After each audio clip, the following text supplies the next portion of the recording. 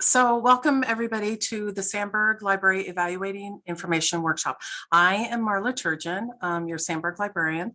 Rebecca Eaton is our library's coordinator of library services, and she's co-hosting this workshop with me today.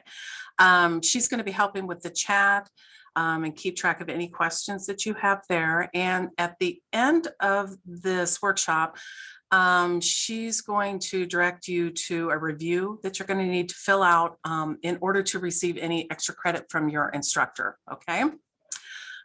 So before we start, I want to give credit to Mike Caufield, who is the Director of Educational Technology at Washington State University in Vancouver. He researched and created the following skills after studying online disinformation and how it affects his students. Okay, so in this workshop, I'm going to teach you a few evaluation skills, just like the ones those fact checkers use. Okay, we're going to move on from that outdated 10-point checklist and the crap methods. Those really don't work anymore. And really, did we ever use them anyhow?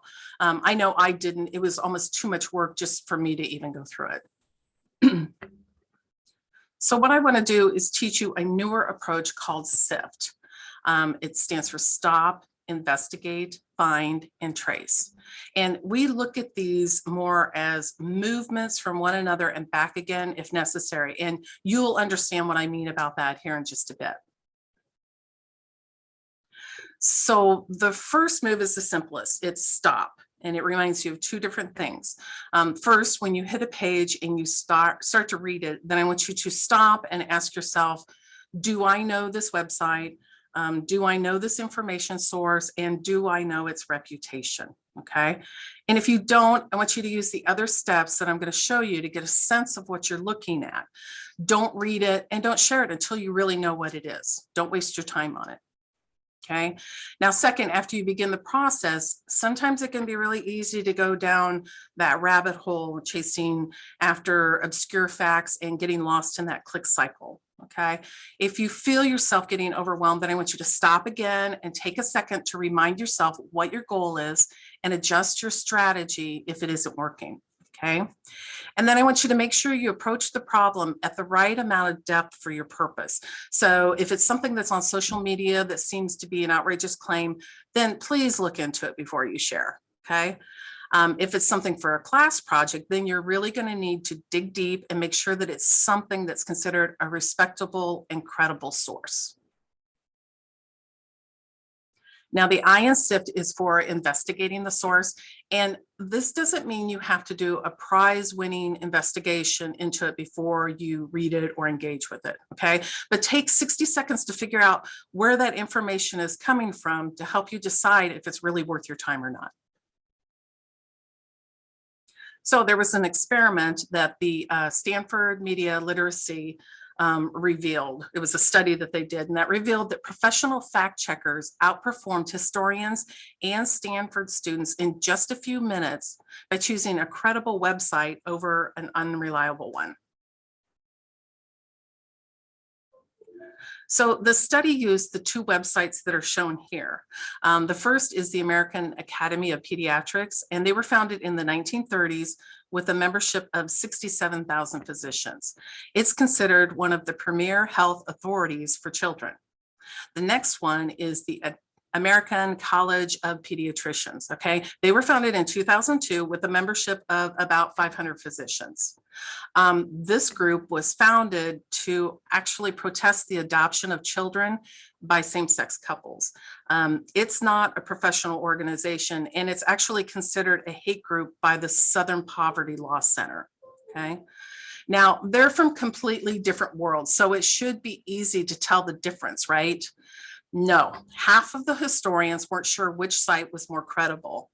And 65% of the students chose the site that was considered a hate site to be the credible source. But 100% of the fact checkers got it right, and they did it in just a few seconds. And how did they do that? They Googled the sites, okay? They asked themselves, who are the people behind the publishing of this information? Okay. And here's a screenshot of their Wikipedia pages.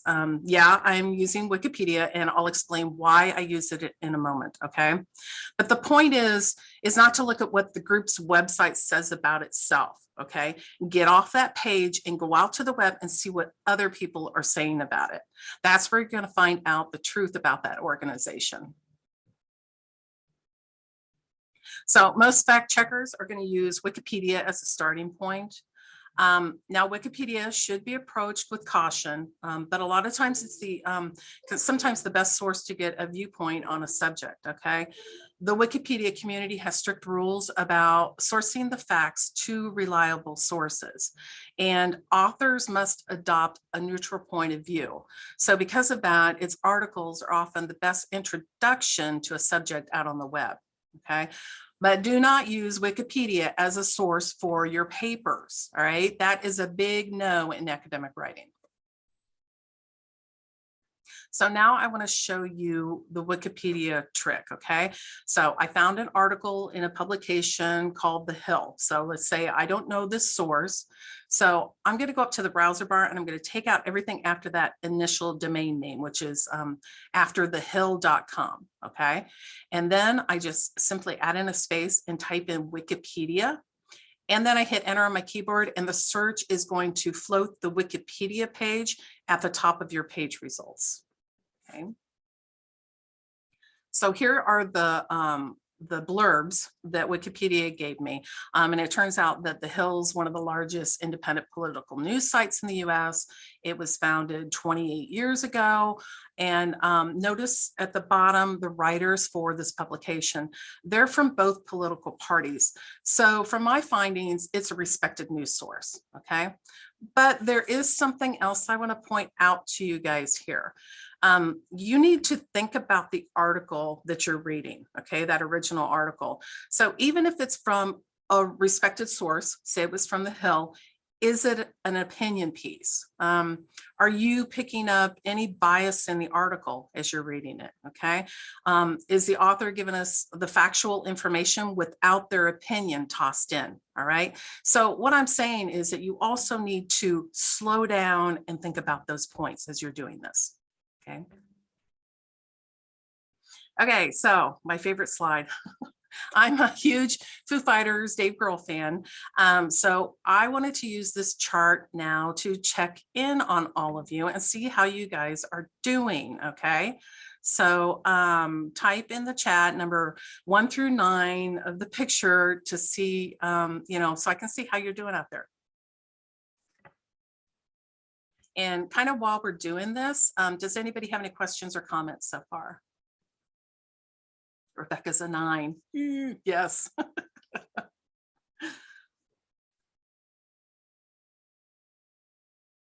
A 1. Oh, that's good. Yay. I like seeing 1s. Anybody else? 3. Uh-oh. Uh-oh. An 8. Okay. I'm not quite sure what 8 means, though. I can't really tell from the face there. Whatever it is, I really enjoy it. Well, yeah. And I love my Dave Grohl, so. So are there any questions or comments? Are you guys, everybody, other than our number 9 that's out there? Okay. All right, well, let's go ahead and move on then. Okay, so we're going to go to move 3. Sometimes when you investigate the source, like we did in move 2, you're going to find that that is enough for your needs, okay? But at other times, you might not be able to determine the reliability of the source itself. But we just want to get an accurate story on the subject from somewhere, okay? And that's when move 3 comes in. When that initial source that you have is really low quality, but you only care about the claim, then the best strategy is to go out and find a better source. So to find better coverage, you can do a quick search on a claim or a story. Just type in the keywords from that article title into a web search and see if there's any agreement or controversy out there on the story. And we've got an example here. This article claims that this man was convicted of poaching deer. He was sentenced to watch the Disney movie Bambi once a month for 12 months while he was in prison. Okay. And so I asked myself, I saw this and said, did this really happen, or is it a joke? You know, did a real judge sentence this guy? And then I looked at it and I said, well, who is this innerstrengthzone.com anyhow? Okay. But so at this point, though, I really don't care about the source. I just want to know if this story is true. So I went out and I typed in the words deer poacher Bambi into my search bar.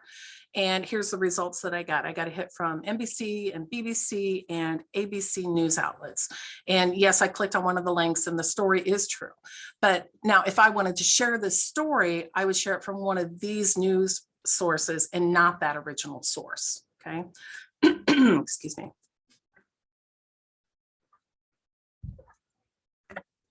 So another good way to find out if a story is true is by using fact-checking websites. Okay.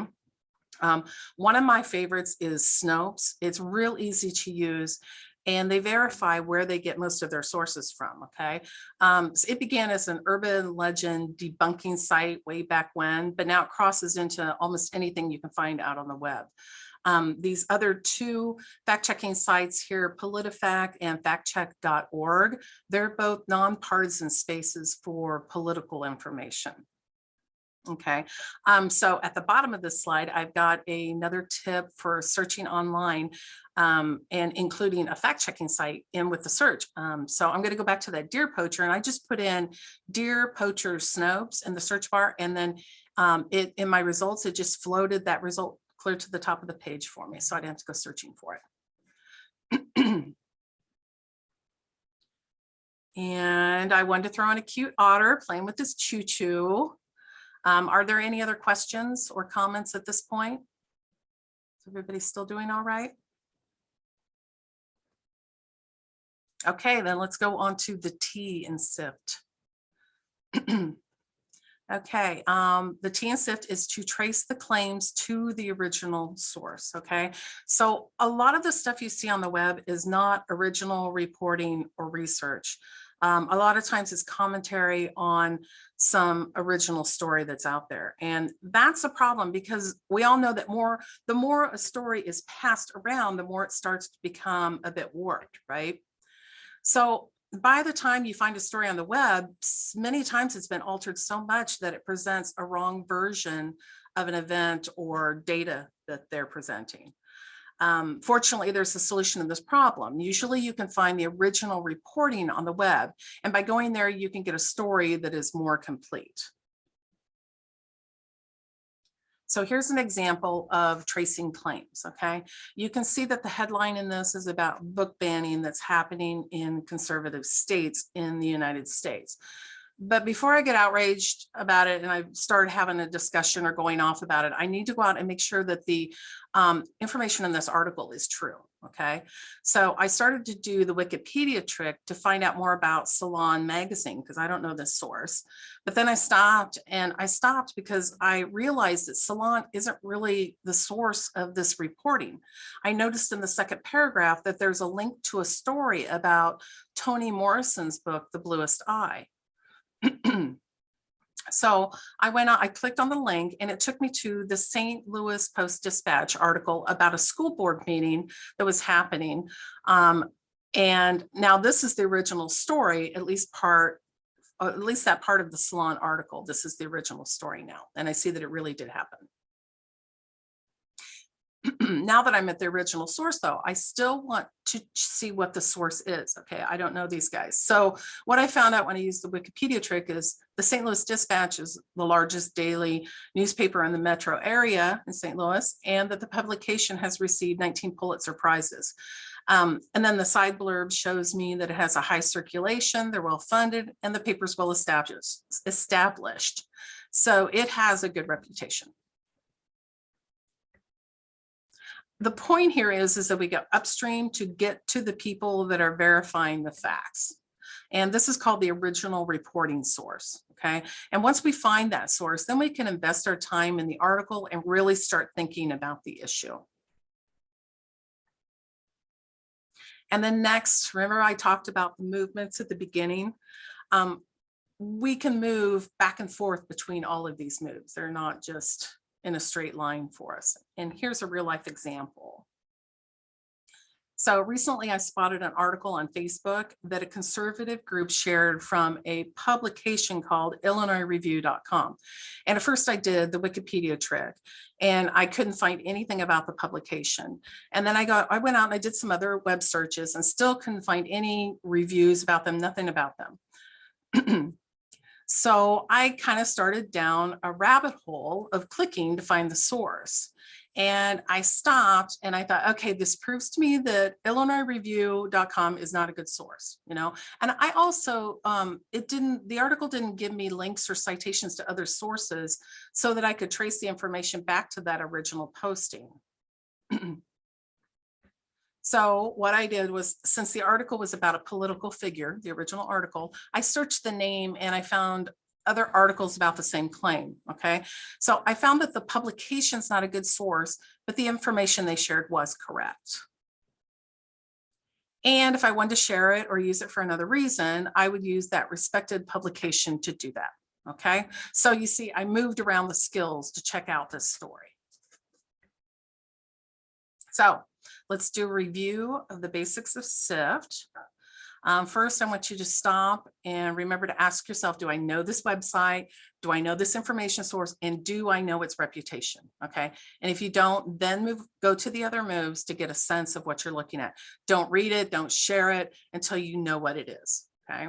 And then the next is investigate. Use a web search to investigate a news organization or other resource that you're finding out on the web. And use that Wikipedia trick. That's pretty nice. Then it's find articles with better coverage. Do a web search with a few keywords and see what other publications and news organizations might be saying about the issue. And remember, you can also use those fact-checking websites such as Snopes and PolitiFact too. And then the last is trace back to the original source to verify the facts. Click on the follow links that they have in the story, or go to the sources that the article cites at the bottom and look at that original context to decide if the story is true or not. Okay.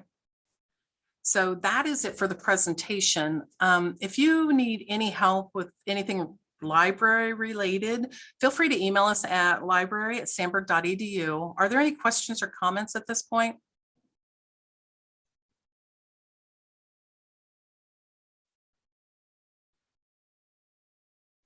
No, seem to be doing good.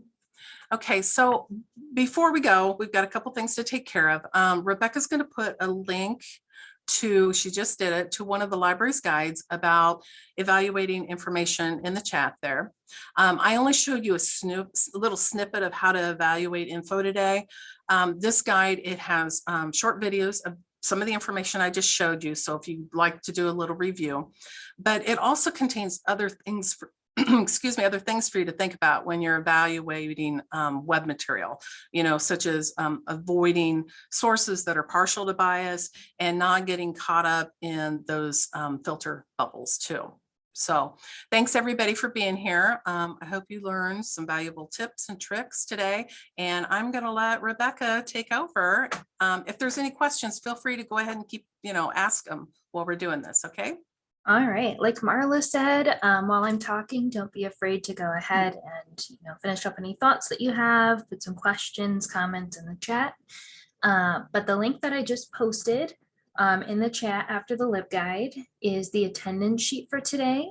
If you were coming here for extra credit from one of your instructors or even from multiple instructors, go ahead and put your name, your instructor or instructor's names in the sheet. And then after that, there are going to be about 3 questions, if I remember correctly, or maybe 4, but there are a couple that pertain to what you learned here today. And then at the end, we're just going to ask you a quick question that's optional about any feedback that you have for us about this presentation and how we can improve it in the future. But yes, if you have any questions about today's presentation or about that attendance sheet, go ahead and feel free to unmute yourself, or you can pop those in the chat. Good. Yeah, thanks everybody for coming today. We really appreciate it. If you have any questions, feel free to reach out.